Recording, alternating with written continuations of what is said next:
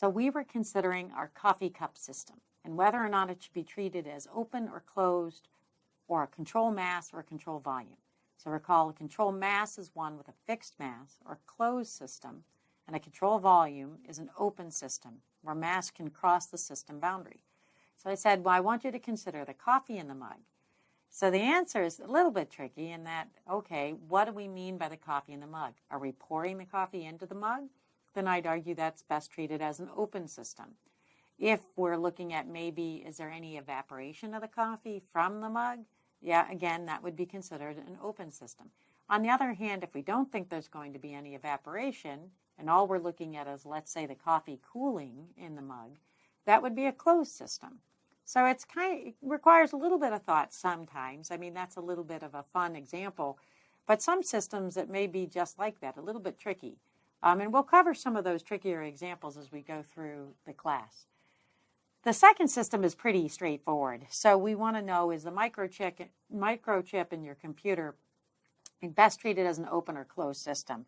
Well, if the system is just the CPU, then then it is a closed system. But if we're considering the air around the CPU, then obviously the air has got some movement associated with it. And we'll use this as an example a little later in the class too. But as I think I've mentioned already, the microchips that we use, the microcomputers, the brains that are in our laptops in particular, have to dissipate quite a bit of heat. And that puts an incredible demand on the heat removal from that system, the heat transfer from the system. So we can only generate as much power as the waste heat can be removed from the microchip. So we'll discuss the cooling of a microchip in an example a little later on in this class. Okay, back to our definition. So again, we need the vocabulary before we can actually start the quantitative analysis.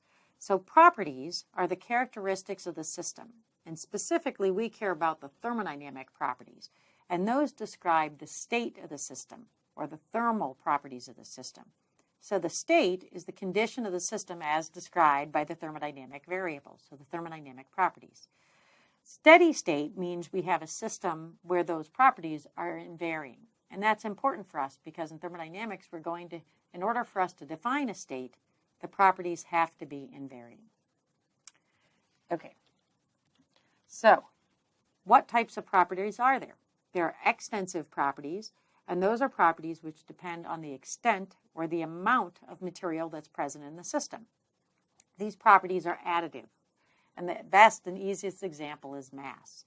So if I have so much material in the system, if I have twice as much material, I have twice as much mass.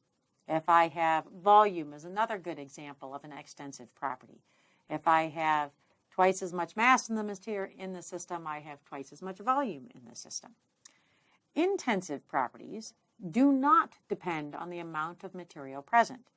These are properties which are not additive, things like pressure or temperature, which are not additive. If I have my brick and then I have another brick at the same temperature, the mass of the system, let's say, is twice as much. Let's say they're two bricks of the same size, but the temperature of the bricks are the same. So temperature is not an additive property. It's an intensive property. Equilibrium, which I've already mentioned a little bit once, is when a system is unchanging in terms of its thermal, mechanical, phase, and chemical characteristics.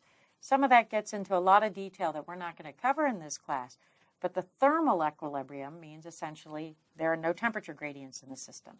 Mechanical equilibrium is in terms of the force balance in the system, that the system is equilibrated or balanced in terms of the forces on the system. Phase is with respect to phase change, so solid, liquid, vapor, things like that. Chemical means there's no spontaneous chemical reaction that's occurring in the system. It's chemically equilibrated. There's no change in the composition. And a process is the path that connects between different states, between two states in particular. So a process is the path that's followed to connect one state of the system to another state in the system. So some of these may be a little bit odd right now. Again, I'd encourage you to use your reading material to help support your understanding, but it will make a lot more sense when we start doing some examples. We can say this is a system, this is the state, this is the path, the process that the system undergoes. So let's move on. Let's start talking about some specific thermodynamic properties. Well, we've already mentioned temperature. We can tell that's going to be very important because we know it drives heat transfer. It's used to define the state, or it is a property that we can use to define the state of a system. But there are some other properties that I expect you're quite familiar with already. Density, which is the mass per unit volume. Specific volume, which is the inverse of the density, so it's volume per unit mass. Pressure, and there's both absolute pressure and relative pressure, and again, good reading material in the references if you want to learn more about the differences between those. And temperature. Those are 4 intensive thermodynamic properties. So let's talk about temperature a little bit more. Now, pressure, we already talked about, all the issues associated with the many different units that there are for pressure. So be aware there are many units, and you're going to have to be able to move between the different units using conversion factors. Temperatures, there are really only 4 units for temperature, and those are on a relative scale and an absolute scale. And in thermodynamics, we only want to use the absolute scale. There are times where you can use the relative scale and you'll be fine. But if you always use the absolute scale, you'll always be using the correct analysis, the correct tools. So I strongly encourage you to always convert into absolute units. And in British and SI, there are 2 different absolute scales. And there's a conversion factor we'll go through right now between the 2 scales. So the SI relative scale, the SI units are Celsius. The absolute scale are units of Kelvin. And we can convert between the 2 just using this expression.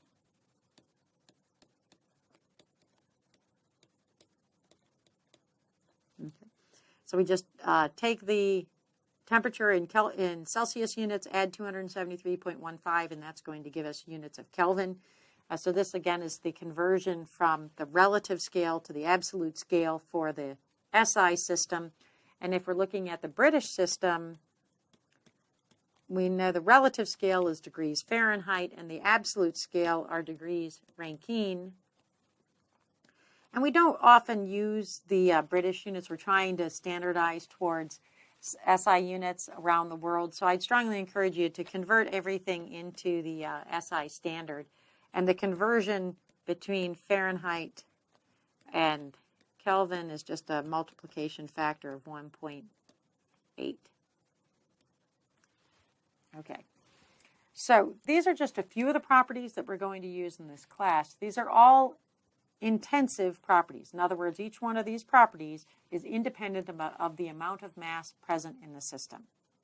We'll build additional thermodynamic properties into our skill set as we move along, but let's start with these for right now. Okay, so I know you're familiar with these properties and you've seen them before. So temperature and pressure we already discussed, and we've talked all about their units. So what I want to do in this question to answer more specifically are what are the units of density and what are the units of specific volume? And I want you to consider those units, and then in the second question here, I want you to identify, are these properties intensive or extensive? I've already told you, but I want you to consider why the pressure and the specific volume are intensive properties. And we'll cover that next time. Thank you.